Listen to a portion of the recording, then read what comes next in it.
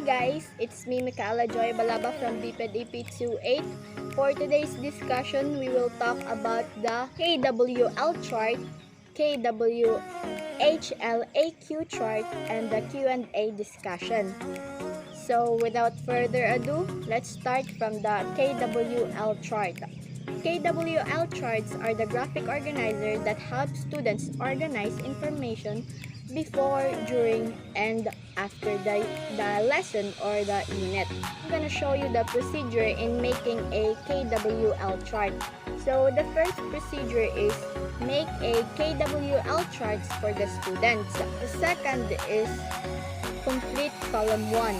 Have students respond to the topic in column 1, which is the what do you know about the topic. So this is the letter K in the KWL chart. In here, teacher will address the misconception students share. Sometimes it is appropriate to correct false information at this point in the process since it is the beginning.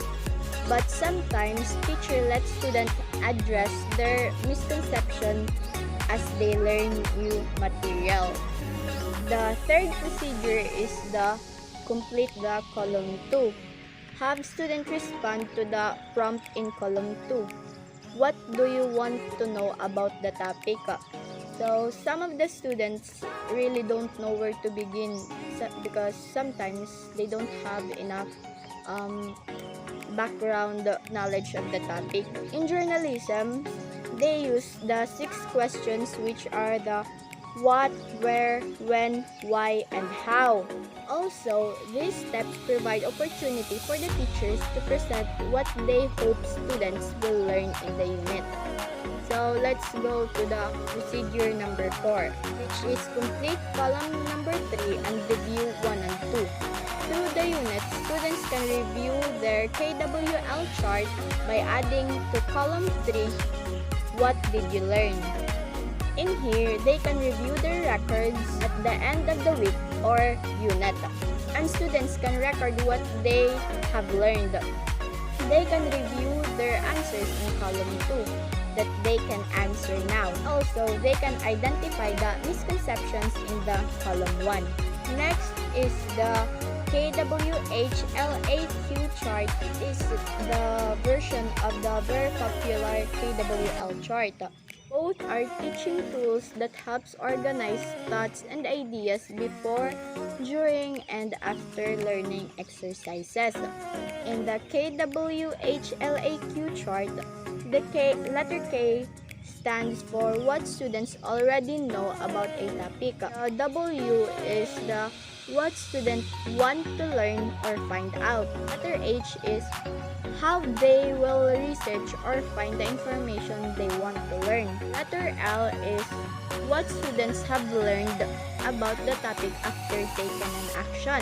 And the next is the letter A, how students will apply the knowledge they've learned. The letter Q, which what questions they still have or have thought of as a result of the learning exercise. That is all for the KWL charts and the KWHLAQ charts. So let's move on to the Q&A session. Under Q&A session, we have planning questions. It is the effective questioning sessions in classroom requires advanced preparation, and there are levels and types of questions. Bloom's taxonomy is a hierarchical system for ordering thinking skills from lower to higher, where each level requires a student's mastery of the skills. The taxonomy is introduced as a tool which is helpful for defining the kinds of thinking skills instruction expect from the students.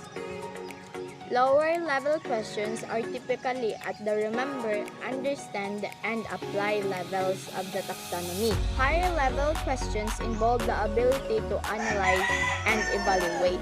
So now we will move on to the steps for planning questions. First is decide on your goal or purpose for asking questions. The second is select the content for questioning. The third is Ask questions that require an extended response or at least a content answer. Fourth is, until you are quite skilled at classroom questioning, you should write your main questions in advance. This is called scripting. Next is, phrase your questions so that the task is clear to the students. Next is, your questions should not contain the answers. Last one is, when planning your questions, try to anticipate possible students' response. Let's move on to the strategies to use when students respond. First is the reinforcement. Next is probing. The last one is the adjust or refocus. And now we are down to the strategies for responding to students' question. Number 1 is the answer the question yourself. 2 is redirect the questions to the class. Third is attempt to the students to answer on his own. 4 is ask the students to stop after class to discuss the question. Next, refer to the students to a resource where she can find the answer. And the last is defer the questions until more appropriate time if the question is not connected to the material you're covering. That's all for today, guys. I hope you learned something and bye-bye.